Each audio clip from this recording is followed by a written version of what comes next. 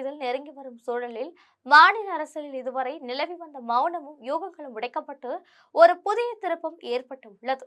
ஆம், இத்தனை நாளும் சஸ்பென்ஸ் வைத்து வந்துள்ள ஓபிஎஸ் இனி யாருடன் சேரப்போகிறார், அந்த அணியில் ஓபிஎஸ்க்கான ரோல் என்ன என்பது குறித்து சில தகவல்கள் கசிந்துள்ளன. அதிமுகவிலிருந்து நீக்கப்பட்ட பிறகு அதிமுக தொண்டர்கள் உரிமை மீட்பு கழகம் என்ற பெயரில் தனிப்பயணம் மேற்கொண்டு வந்த பன்னீர்செல்வம் யாருடன் கூட்டணி வைக்கப் போகிறார் என்பது நீடித்தபடியே உள்ளது. பொங்கல் பண்டிகைக்கு கூட்டணியை சொல்வார் என்று எதிர்பார்க்கப்பட்டது. ஆனால் சொல்லவில்லை. உரிய நேரத்தில் அறிவிப்பேன் என்றார். பிறகு கோவில் கோவிலாக சுற்றி வந்தபடியே உள்ளார். மறுபுறம் கூட்டணி பேச்சுவார்த்தையும் நடத்தியபடியே வருகிறார். தவிக, திமுக, என்டிஏ இப்படி 3 சாய்ஸ்களும் ஓபிஎஸ்க்கு இருப்பதாக தகவல் வெளியான நிலைகள். இதில் யாருடன் செல்வார் என்பது பெரும் எதிர்பார்ப்பாகவே உள்ளது. இந்நிலையில் மீண்டும் அதிமுக பாஜக கூட்டணியில் இணைய முடிவெடுத்திருப்பதாக தகவல்கள் வெளியாகியுள்ளன. இது தமிழக அரசியல் களத்தில் பெரும் விவாதத்தை கிளப்பியுள்ளது.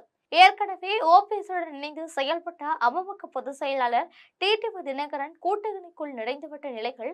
ஓபிஎஸ் விவகாரத்தில் எடப்பாடி பழனிசாமி இதுவரை முரண்பட்டே வந்தார். ஓபிஎஸ்ஐ மீண்டும் அதிமுகவிலோ அல்லது கூட்டணியிலோ சேர்க்க இடமே இல்லை என்று அவர் திட்டவட்டமாக தெரிவித்து வந்த நிலையில் இப்பொழுது டெல்லியின் தலையிட்டால் கட்சிகள் மாற தொடங்கியுள்ளதாக கூறப்படுகிறது.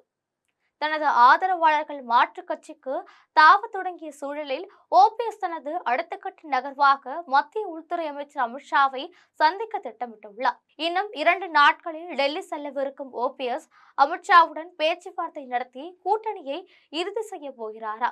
இந்த கூட்டணியில் இடங்களை பகிர்ந்து கொள்வதில் சில நிபந்தனைகளும் முன்வைக்கப்பட்டுள்ளதாக தெரிகிறது. அதாவது ஓபிஎஸ் தரப்பில் 6 தொகுதிகள் கேட்டுள்ளாரா? ஆனால் தான் நேரடியாக போட்டியிட போவதில்லை என்றும் மாநிலம் தழுவிய பிரச்சாரத்தில் ஈடுபட போவதாகவும் தெரிவித்துள்ளாராம். ஆனாலும் தனது மகன் ரவீந்திரநாத்திற்கு பெரியகுளம் தொகுதியை மட்டும் கண்டிப்பாக தர வேண்டும் என்று கேட்டுள்ளாராம். பிப்ரவரி 1ஆம் தேதி பிரதமர் மோடி தமிழகம் வரும்பொழுது அவருடன் ஓபிஎஸ் ஒரே மேடையில் தோன்ற வாய்ப்புகள் அதிகம் உள்ளதாக தகவல்கள் கூறுகின்றன.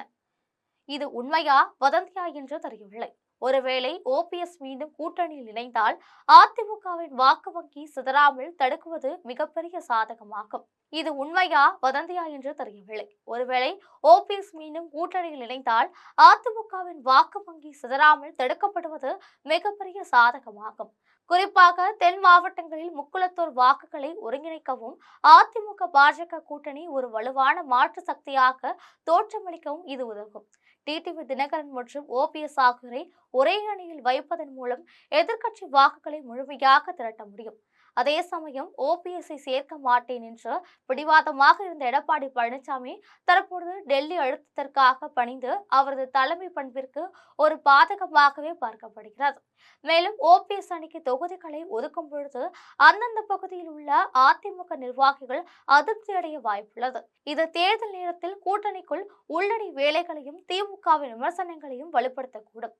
மொத்தத்தில் சிதறி கிடக்கும் அதிமுகவின் பிரிவுகளை ஒரே குடையின் கீழ் கொண்டு வர பாஜக முயற்சிப்பது இதன் மூலம் தெளிவாகிறது. இந்த அதிரடி அரசியல் மாற்றங்கள் வரும் தேர்தல் ஆளும் தரப்பில் எந்த அளவுக்கு சவாலாக அமையும் என்று தெரியவில்லை. பொறுத்திருந்துதான் பார்ப்போம்.